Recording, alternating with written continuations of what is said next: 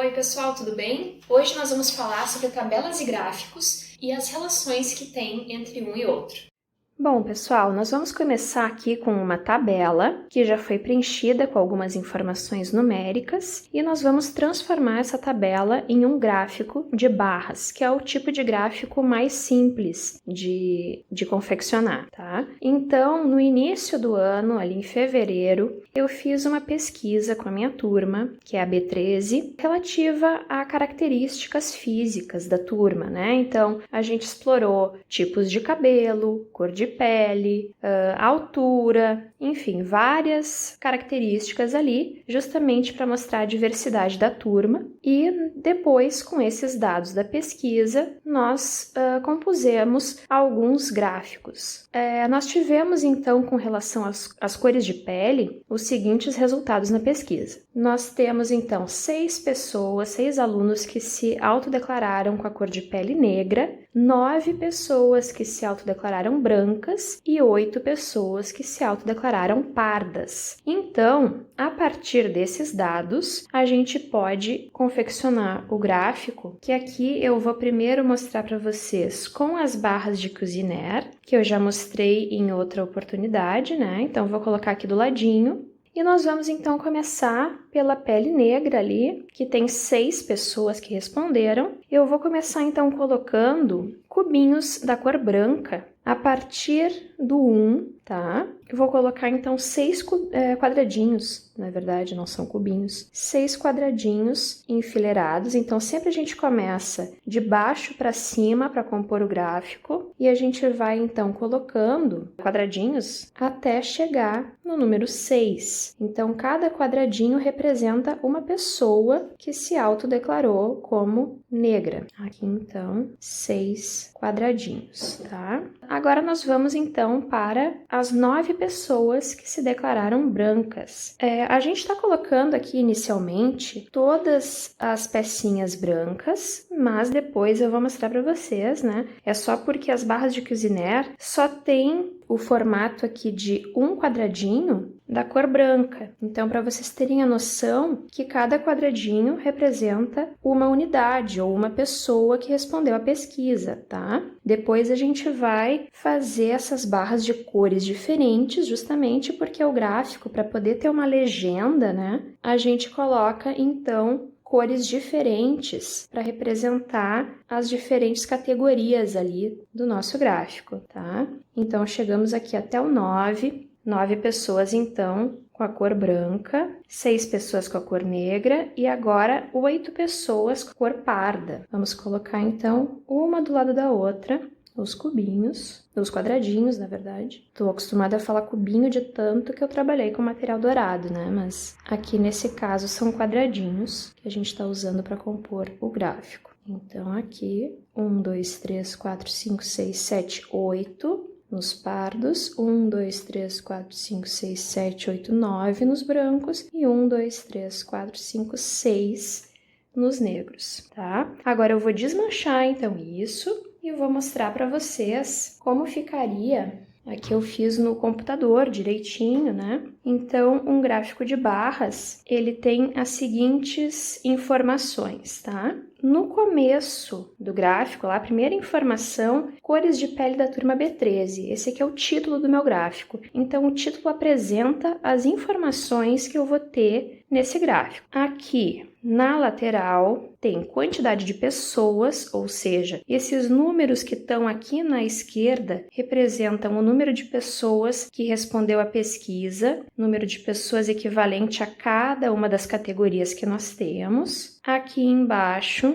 são as cores de pele, então, e nós temos, representando a cor de pele negra, a cor azul, a cor de pele branca de laranja e a cor parda de cinza. Então aqui, ou a gente pode colocar, no computador a gente coloca, né, se quiser, os rótulos que a gente chama, que é colocar os numerozinhos ali equivalentes à quantidade de pessoas em cada categoria, mas também não precisaria. A gente consegue, ó, olhando então aqui no próprio gráfico, se a minha barra foi até o número 6, significa que 6 pessoas correspondem à cor negra. Essa barra laranja foi até o 9, então 9 pessoas representam a cor branca. E foi até o 8 a barra cinza, então quer dizer que eu tenho 8 pessoas que correspondem à cor de pele parda. Agora, a partir desse gráfico e dessa tabela, que então vocês percebem aqui que os dois dizem a mesma coisa. São formas diferentes de representar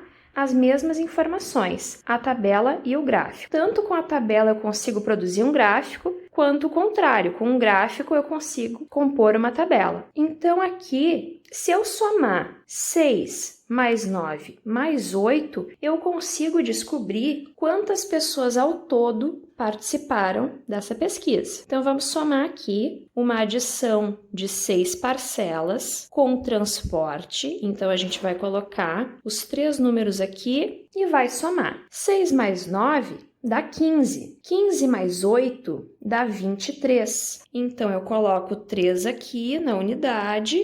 O 2 sobe pequenininho lá em cima. Como eu não tenho mais nada para somar, eu coloco ele aqui embaixo. Então, eu descobri que 23 alunos responderam à minha pesquisa. Só que tem um detalhe. A turma inteira corresponde a 28 alunos. Então, eu posso fazer um outro cálculo aqui para saber quantas pessoas não foram no dia, ou seja, não responderam a essa pesquisa. Então, se eu sei que 23 pessoas responderam à pesquisa e 28 seria o total de alunos na turma, se eu fizer 28 menos 23, eu descubro, então, quantas pessoas não responderam à pesquisa. 8 menos 3 dá 5. 2 menos 2 dá 0. Então, eu sei que 23 pessoas é o meu total aqui de pessoas que responderam à pesquisa e 5 pessoas da turma não estavam no dia, não responderam essa pesquisa. Então, são informações que, a partir da leitura do meu gráfico e da minha tabela, eu consigo responder usando a lógica. Agora, eu vou mostrar um outro exemplo para vocês. Agora nós estamos com um gráfico do tipo pizza,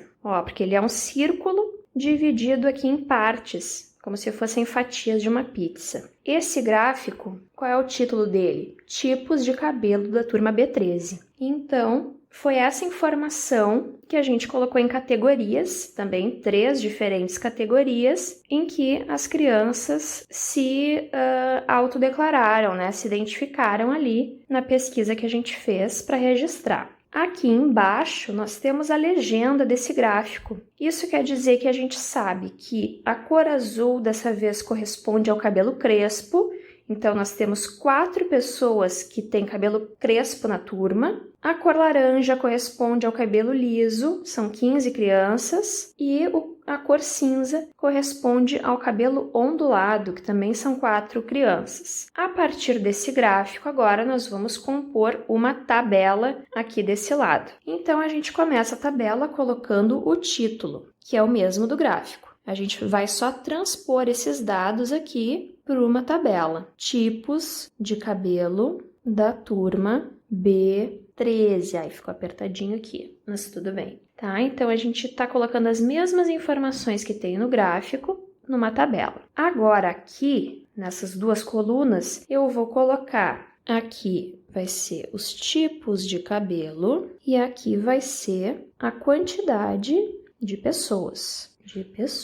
Também ficou apertado aqui, mas tudo bem. Então, quais são os tipos de cabelo que eu tenho nesse gráfico? Eu tenho o tipo de cabelo crespo, o tipo de cabelo liso e o tipo de cabelo ondulado. Essas são as minhas 3 categorias do gráfico e também na minha tabela. Quantas pessoas têm cabelo crespo? 4. Coloco aqui. Quantas pessoas têm cabelo liso? 15. E quantas pessoas têm cabelo ondulado? 4. Pronto. A partir daqui, eu posso também calcular o total. Então, eu coloco 4, coloco 15 e coloco 4. É uma soma também com 3 parcelas. 4 mais 5 dá 9, 9 mais 4 dá 13. Sobe o 1 aqui na dezena, 1 mais 1 2. Então, no total, 23 pessoas responderam à pesquisa. E aí a gente consegue também pensar o seguinte: qual é o maior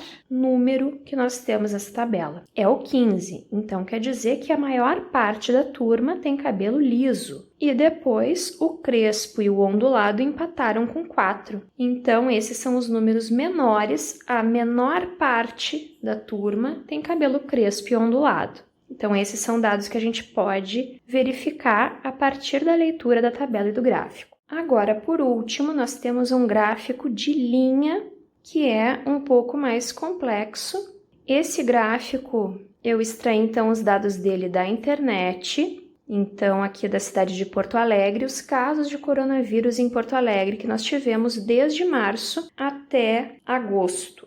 Então, aqui embaixo nós temos as datas. Cada número, então, aqui de pessoas, na verdade, cada número corresponde ao número de pessoas que estava contaminada pelo vírus nesta data. Então, no dia 11 de março, nós tínhamos 2 pessoas infectadas por coronavírus em Porto Alegre. Depois, no dia 10 de abril, já eram 305 pessoas. No dia 10 de maio, 603 pessoas. No dia 14 de junho, 2.122 pessoas. No dia 9 de julho, 4.489 pessoas. E no dia 6 de agosto, 9.532 pessoas. Então, aqui as datas tem mais ou menos um mês de intervalo entre uma e outra, e a gente pode enxergar uma grande diferença, então, numérica nesses casos de pessoas contaminadas pelo coronavírus em Porto Alegre ao longo desse tempo. Por isso que o nosso gráfico de linhas apresenta uma subida bem grande aqui, porque os números foram aumentando bastante num curto espaço de tempo. Agora a gente vai transferir esses dados, então, do gráfico para uma tabela, que nem a gente fez da outra vez, colocando de novo aqui o título do gráfico e da tabela, que é casos de coronavírus em Porto Alegre. Aqui, então, nessas 2 colunas, a gente coloca as categorias que nós temos. Então, aqui nós temos as datas e nós temos o número de pessoas. Então, é só colocar as datas desde a primeira, 11 de março, 2. 10 de abril, 305. 10 de maio, 603. 14 de junho, 2.122. 9 de julho, 4.489.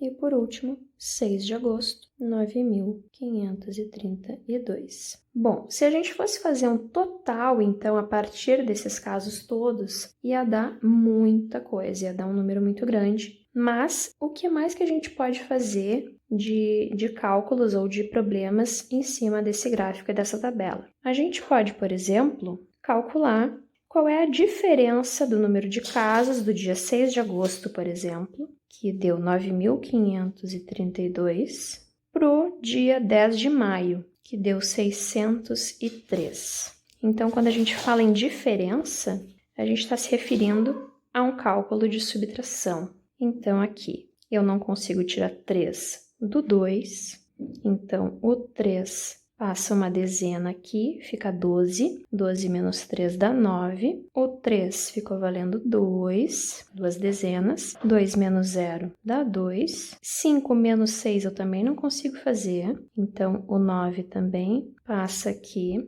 uma centena, fica valendo 15. 15 menos 6 dá 9. E aqui o 9 ficou valendo 8, dá 8.929. Então, é realmente bastante coisa, só considerando a diferença de casos do dia 6 de agosto para o dia 10 de maio, já dá uma diferença de 8.929 casos de aumento, né? Então, a cada nova data, vai aumentando o número de pessoas infectadas pelo vírus. Então, a partir dos gráficos, nós podemos compor tabelas, a partir de tabelas nós podemos compor gráficos, e a partir da leitura que a gente faz desses 2 tipos de representação gráfica dos números, a gente pode fazer leituras, enxergar melhor o que está acontecendo, se os números estão aumentando ou diminuindo, e responder, então, problemas a partir dessas informações. Espero que tenha sido útil, então, esse vídeo para vocês. Até a próxima. Tchau!